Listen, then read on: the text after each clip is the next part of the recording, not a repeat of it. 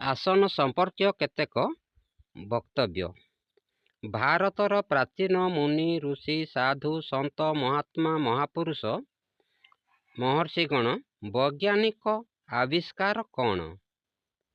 जदि प्रश्न करा जाए तेबे तार सरल उत्तर हेब योगासन।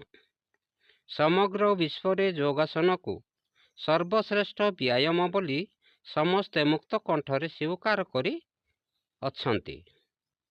किंतु एगुड़िक अभ्यास करने हेले पूर्वरु उल्लेख करा जाइथिबा सतर्कता प्रति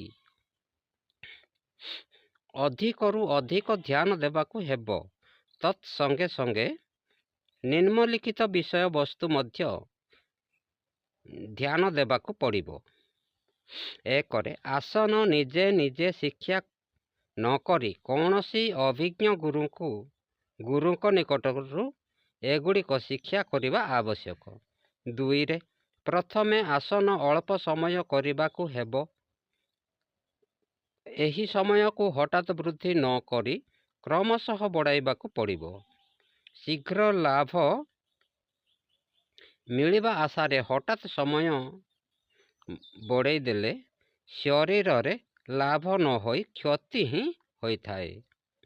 तीन रे कहा गला दंड बैठकर उपकारिता शीघ्र मिली थाए किंतु आसनर उपकारिता शीघ्र न मिली विलंब रे मिली थाए।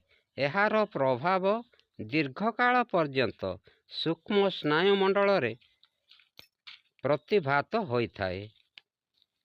चारि रे कहा गला शीर्षासन सर्वांगासन प्रभृति आसन रे स्थिर होई रहिबाकू पड़े। तेणु एगुड़िक उत्तम रूपे अभ्यास हेबा परे धीरे धीरे समयर मात्रा वृद्धि करबाकू हेबो। इति ओम।